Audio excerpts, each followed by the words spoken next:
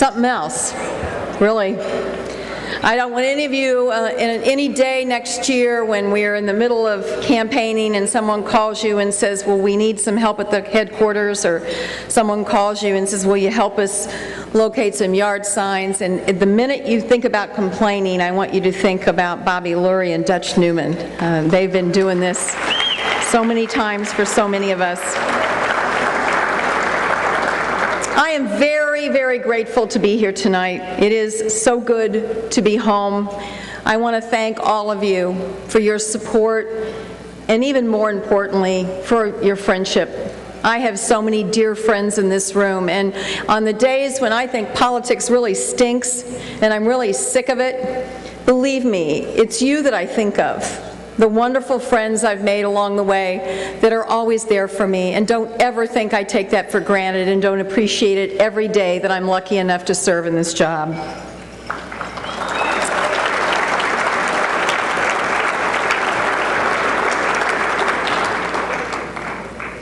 I am grateful for all of our statewide elected officials, and let me just tell you this. I know how redistricting turned out, but let me just tell you one thing.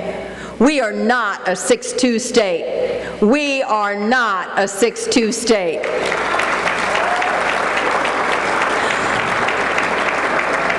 Look at this podium tonight. Look who the people of this state have elected to statewide office. They have not elected extremists. They have elected Jay Nixon, Chris Koster, Susan Montee, Robin Carnahan, Clint Zweifel, Claire McCaskill. This state is not a 6-2 state, and we're going to show them that next November.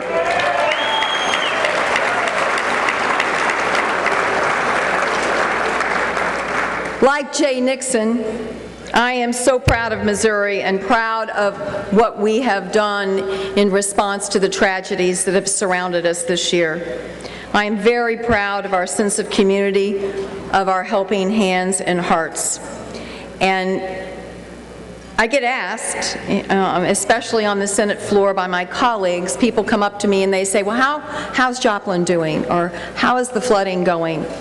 And I say to them this: we may need some federal dollars, but other than that, we've got it covered.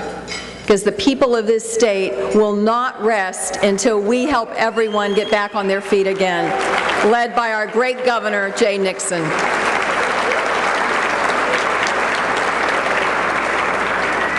Are we facing problems right now in this country? You bet we are. We've got serious problems. So we have some fights that we're going to have to wage, but these are fights worth having. As our friend from Wisconsin said, this is a fight for working people in this country, and frankly, you know what it's a fight for? It's a fight for the heart of this country. It's a fight about our values and what kind of country are we going to be. Are we going to be a country that is all about the big guys at the top? Are we going to be a country where the land of opportunity means that middle class is alive and well and thriving and growing, and our kids are doing better than we did?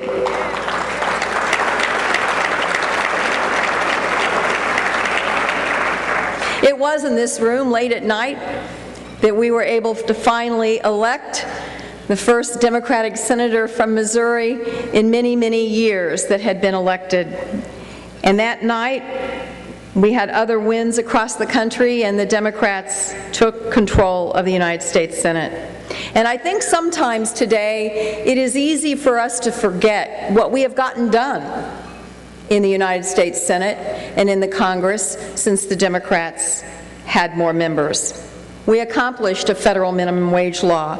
We accomplished ethics reform, a new GI Bill for today's veterans to get the same college education that my dad got after World War II. Our guest speaker tonight stood shoulder to shoulder, in fact led us in many efforts to get more veterans benefits, credit card reform, tobacco regulation, equal pay, historic high level of Pell Grants, health care reform, just to name a few. But we have a battle ahead that is going to be very tough, and we're going to need everyone. I mean everyone, every single one. We can't wait to start working till next year. As Dutch just said, get your shoes resoled, because we're going to do some walking, we're going to do some working, because we've got something to show the extremists in the state of Missouri. We will not let the extremists in this state take over the state we love. We will not let it happen.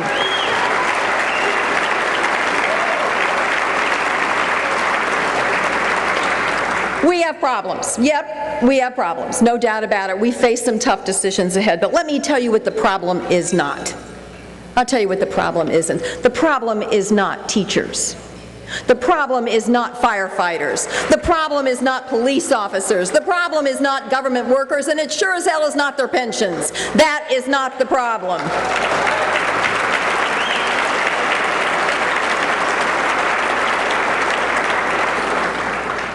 Let's unite and make sure that everyone in Missouri understands that. And it is important that we unite. Tonight I'm going to speak very briefly because we have a very special guest who has come a long way to speak to us tonight. You know, I'll be honest with you, I've seen it firsthand.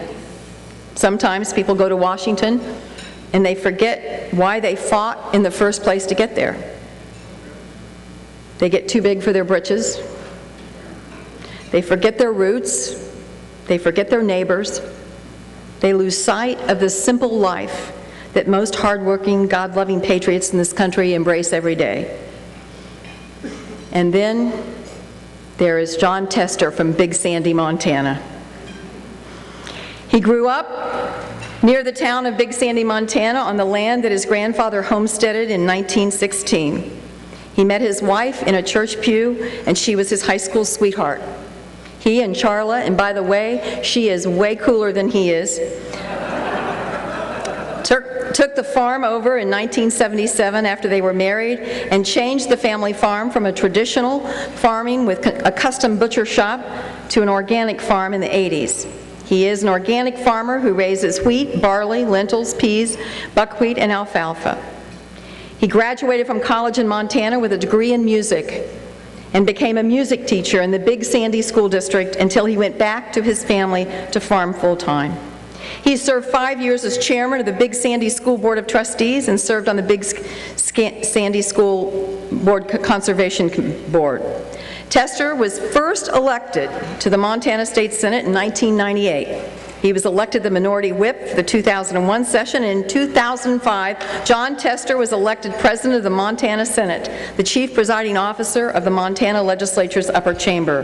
His election as president marked a transition for Montana Democrats as they moved into the majority leadership of the Senate for the first time in more than a decade. While serving as Senate President, Tester supported increased funding for public education and cutting taxes for small businesses. He also worked to make health insurance more affordable and require public utilities to use more renewable energy. We became fast friends the minute we both arrived in the Senate. We had lots in common. Sometimes our mouths get us in trouble, usually mine more than his. We were both from tough states, had very close elections. He has been stubbornly independent since we got there. John Tester only has one thing in mind for every single vote he casts, and that's what's best for Montana. Not the national groups, not the donors, not the lobbyists. He always puts Montana first. And he is never afraid to speak his mind. He is not afraid to pick a fight on behalf of hardworking people. He cares deeply and he works hard. He doesn't take himself too seriously. And his favorite beer? Budweiser.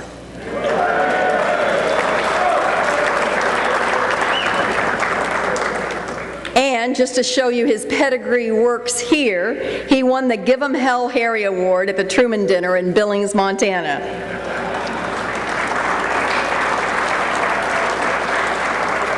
He is our kind of guy. This is a guy that Missourians would love because he has the type of fight that Missourians respect.